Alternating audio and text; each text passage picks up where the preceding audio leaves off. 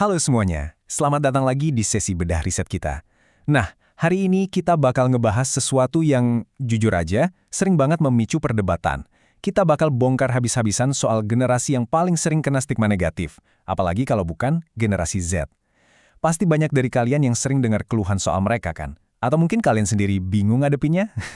Tenang aja, hari ini kita nggak akan pakai asumsi, kita bakal langsung lihat data dan riset mendalam buat cari tahu karakter asli mereka. Coba deh, kita jujur-jujuran sebentar. Bener nggak sih Gen Z itu manja, boros, terus katanya narsis banget? Sering banget kan obrolan di warung kopi atau di kantor itu nge-labelin mereka sebagai anak-anak yang hidupnya terlalu enak, gila belanja, dan cuma peduli sama diri sendiri. Tapi siap-siap ya, karena riset yang bakal kita bedah kali ini secara harfiah bakal ngeruntuhin semua stigma negatif itu.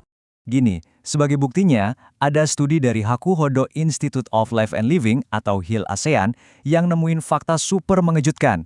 Ternyata Gen Z itu justru jauh lebih konservatif dan tradisional dibandingkan generasi pendahulunya, yaitu milenial. Kaget kan? Generasi yang kelihatannya selalu online ini ternyata malah punya nilai-nilai hidup yang sangat mengakar. Ini benar-benar pergeseran paradigma yang luar biasa banget.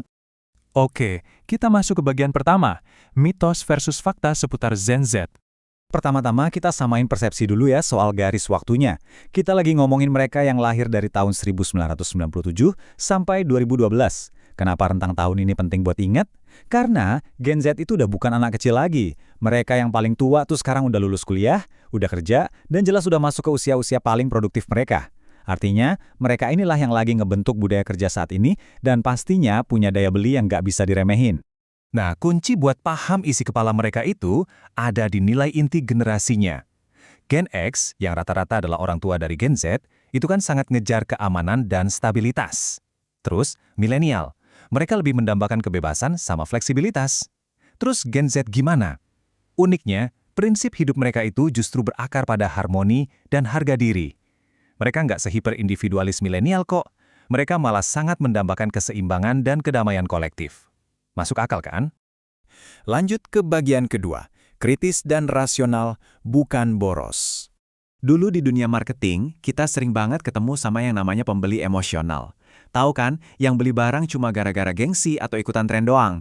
Nah, Gen Z ini beda banget. Mereka tuh ibarat detektif digital. Kenapa? Karena mereka dibesarkan sama orang tua Gen X yang selalu nuntut alasan logis, jadi Gen Z ini udah terbiasa buat riset dalam banget, ngulik ulasan sana-sini sebelum beli apapun. Jadi, salah besar kalau dibilang mereka impulsif. Justru, mereka tuh rela overthinking berminggu-minggu cuma buat mastiin keputusan belanjanya itu udah paling bener. Jadi gini, kalau misal kalian ngelihat mereka kok kayaknya gampang keluar uang lebih, itu sama sekali bukan buat foya-foya. Mereka tuh sangat mementingkan fungsi nyata. Mereka rela kok bayar lebih mahal buat produk yang bahan-bahannya berkualitas, kemasannya bener-bener ramah lingkungan, dan kalau produk itu punya misi sosial yang otentik.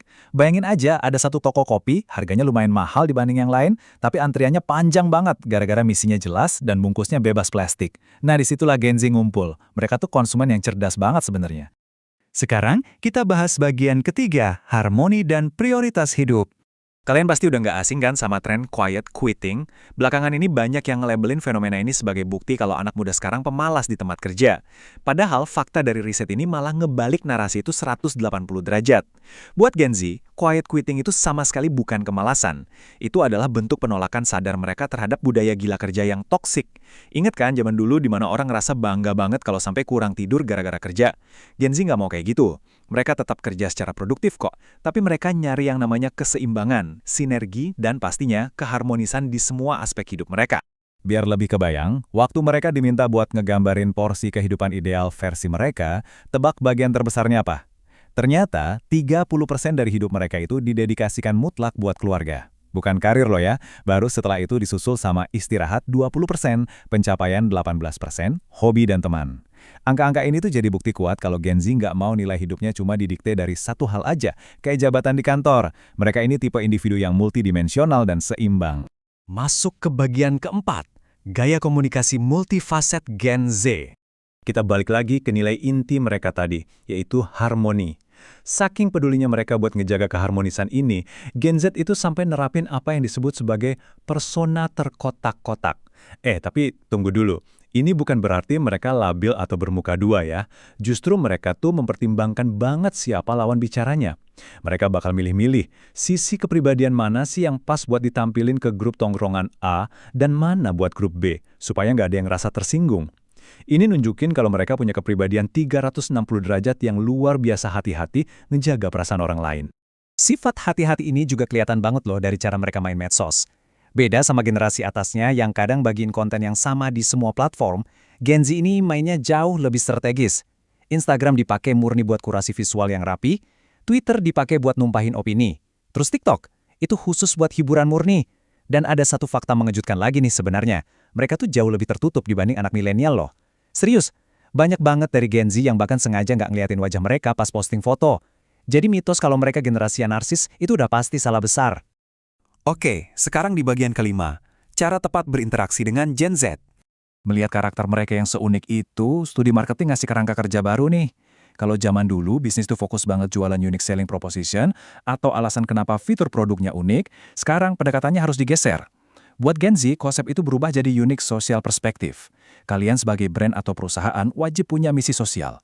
Terus, reason to believe yang biasanya dipakai, sekarang harus diganti jadi reason to bond. Gen Z nggak suka sekedar dijualin barang. Kalian harus aktif ngebangun ikatan, kolaborasi, dan rasa kebersamaan sama mereka. Nah, buat kalian yang pengen banget bisa narik perhatian mereka, perhatiin dia cetak biru ini. Pertama, pastiin kalian punya misi sosial yang nyata dan transparan, nggak cuma strategi palsu. Kedua, kasih mereka ruang buat berkolaborasi. Mereka tuh senang banget dilibatin. Ketiga, stop pakai klaim-klaim promosi yang berlebihan. Dan yang paling penting, jangan pernah ngelakuin greenwashing, alias pura-pura peduli isu lingkungan atau sosial, padahal aslinya enggak. Ingat, mereka ini kan detektif digital.